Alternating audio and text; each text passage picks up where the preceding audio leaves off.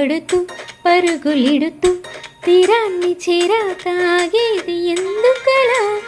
ఎలా జరుగుతోందిలా చిలిపి కోయిలా పసిడి వెన్నెలా? తెలుసునా నీకైనా ఏ వింత ఏమిటిలా?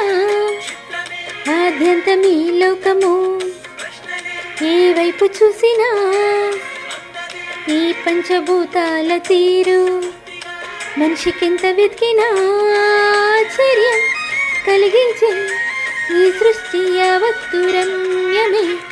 అలా కడలిలో అలా ఎగసి పడుతూ పరుగులిడుతూ తీరాన్ని చేరాక ఆగేది ఎందుకలా? ఎలా జరుగుతూ